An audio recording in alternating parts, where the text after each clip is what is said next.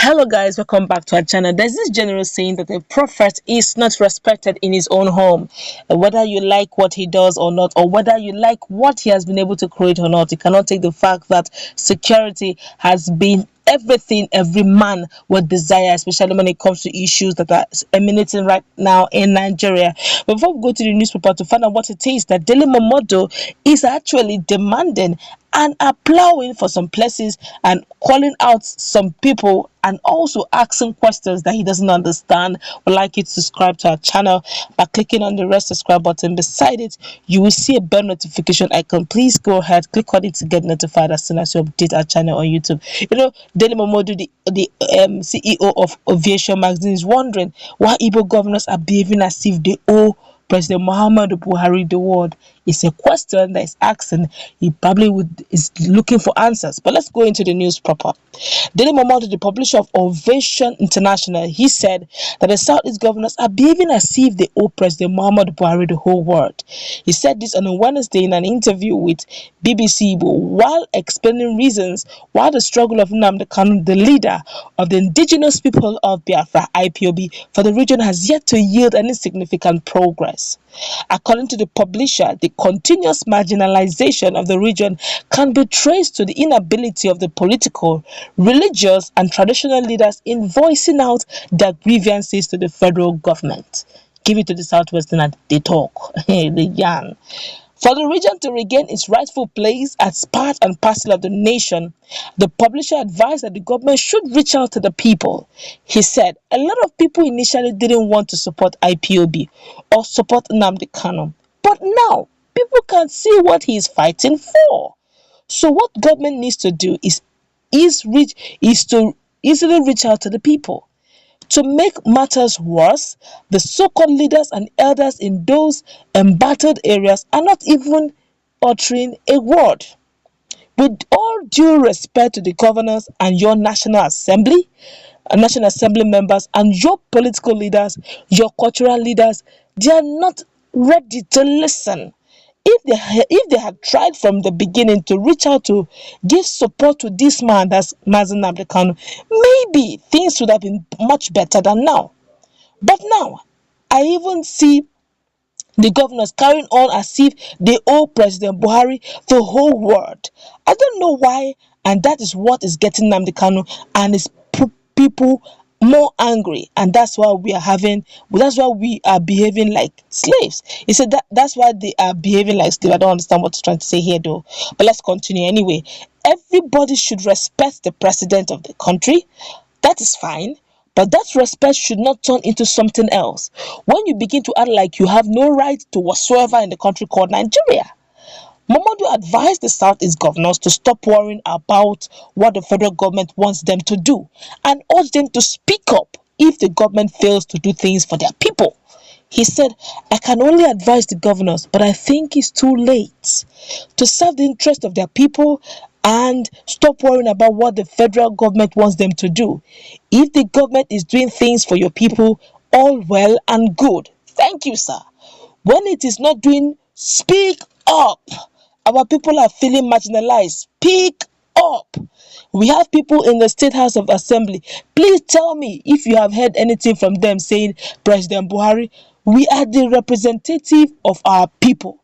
We feel aggrieved that we are being harassed, that we are being terrorized on one side by terrorists or the other side by the army of occupation. So has anybody made any attempt, any effort to reach out to these people? They are Nigerians like you and I, he said. The Igbos, according to the publisher, gave a lot by contributing to the growth of the economy. He asked, why are they being treated like third-class citizens, not even second-class, third-class citizens? The Igbos, they made sure that they give a lot to this country because they contribute so much to the economy of the country and they're seen as third-class citizens, he asked. This is really, really expository. But let's quickly hear what Nigerians are saying concerning this matter. Of course, we're also going to look at this and analyze it very critically. This one here is saying, Dele Momodu, please, sir, we don't need that psychological warfare against the Igbos. Nobody's treating us as third-class citizens in Nigeria. We have benefited a lot economically from Nigeria and crafty men like you cannot deceive us. And that is one person's opinion. I'm sure 1,001 persons came after him. This one here is saying we don't have governors, we don't have House of Representatives, we don't have senators in Southeast, rather selfish people and sabos, except for Senator Inaya Baribe. Okay, this one here say thank you, Dele Momodu, for saying the truth. You are the voice of the voiceless. May God bless and protect you and your family. This one here saying, I said this severally. Our problem is not the Hausa. Our problem is not the Fulani people. Our problem is our leaders in the southeast. The earlier we start dealing with them, the better.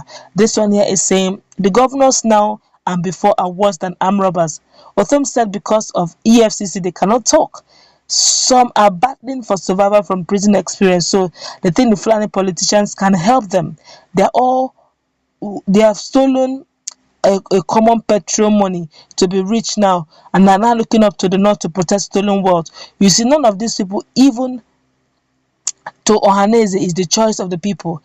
The real Igbos are not allowed to come to power, but thugs and cultists supported by the north are the ones leading the real Igbos in the southeast. How can a human being watch his kids and kin being slaughtered and you open your mouth to say you will find the killers of your people?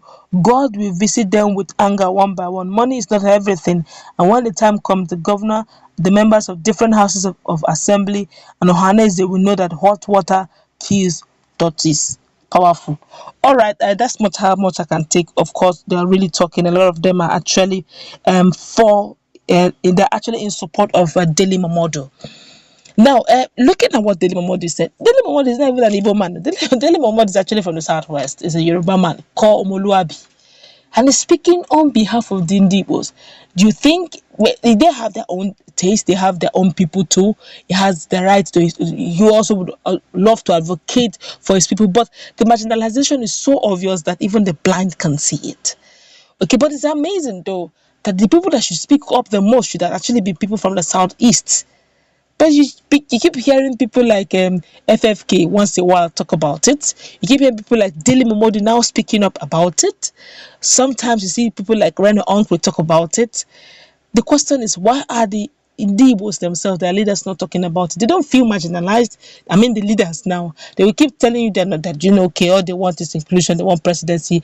They're not, it's even the people that are feeling bad. Based on what the people are saying, you can hear it all, that they feel, and Dele Momodu is just saying in summary, why are the governors behaving as if they owe President Muhammad Buhari the whole world?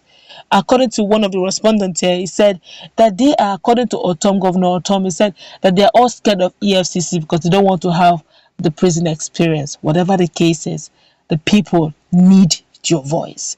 The people need to feel that you're representing them. One of the respondents even said that the people who are there are not representing the people. Well, we need to find out as time keeps progressing. That's where we're going to wrap it up. Let's meet in our